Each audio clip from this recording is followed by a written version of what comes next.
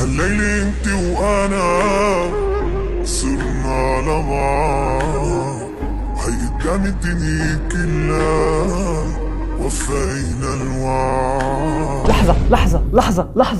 لحظة استوعب، ما فهمت. هو انت وياها امتى لحقتوا توعدوا بعض؟ انتوا عم تكتبوا الوظائف يعني ولا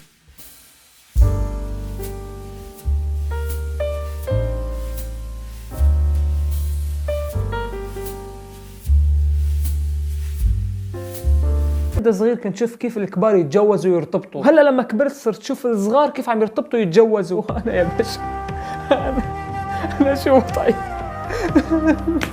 انا مشينا فيه اشتقت لريحة شعرك إلك اوعك تقصي. هلا ما فهمت انت عن جد اذا ناوي ترتبط فيه وتتجوزها لهي البنت شو رح يكون المهر تبعك؟ محاية وبراية يعني ولا بونجيسي؟ بيك غلى المهر كتير، فكره بيغلى علي كل غالي، بيك عجزني تيصير علي نجم وصولك عالي. لك لا يا عمودي انا عترينك يا عمودي ما لزك وصولك عالي، لو في الماس بجيب ما بعمره بيغلى على الحبيب. ما تخاف، لا الماس ولا ذهب يا غالي، مهره هو كيس حفاضات وعلبة 2 واحد او علبتين في حال يعني صار في خلاع. بالفيديو اليوم رح تشوفوا ابتيم وامتيم لما يصير عنده الموبايل شو يطلع معهم مواهب.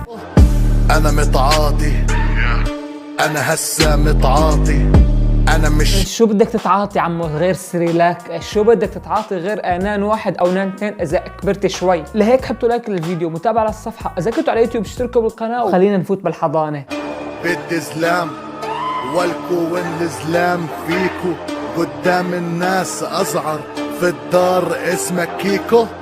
انا متعاطي. شايفينها هي نفسها اللي بتوقف على باب الصف وبتشلح اولادكم اخواتكم الصغار سندويشات. ايوه هي بالتحديد.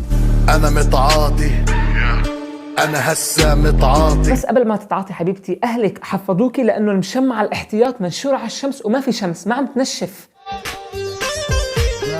عند عيونها بدي نام وتحسسني بالغرام. لحظة حبيبي ليش بدك تنام جنب عيونها؟ شو الشغلة بالطمع؟ ما انت وياها بنفس المقعد بالروضة يا حبيبي. بس اذا قصده على امه مو مشكلة حقه، لانه صار له يومين عم ينام لحاله ويفنتر.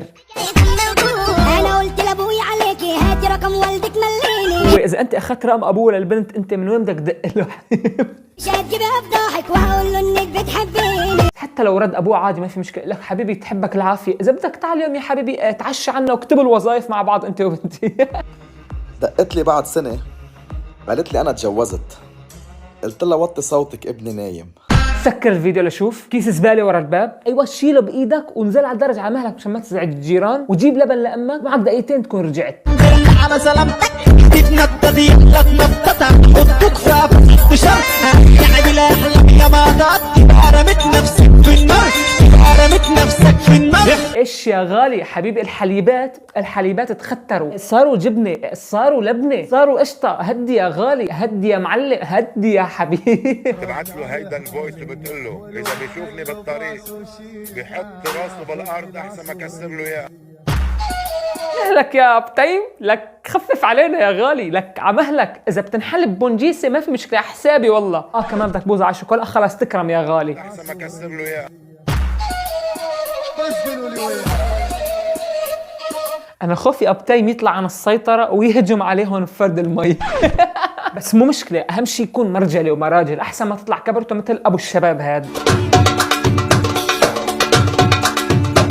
والله ما شاء الله تربيه بترفع الاجرين. بيكون على حساب الانستغرام هنيك انزل عليه محتوى كثير حلو، سكتشات ويوميات وستوريات كثير حلوه، انا متاكد رح تعجبكم. بتلاقوا باول تعليق بس عليه روحوا تابعوني هنيك، كمان رابط قناتي على يوتيوب، اول تعليق اشتركوا فيها هنيك عم نزل فيديوهات كامله ودقه عاليه. وهدي بنغولي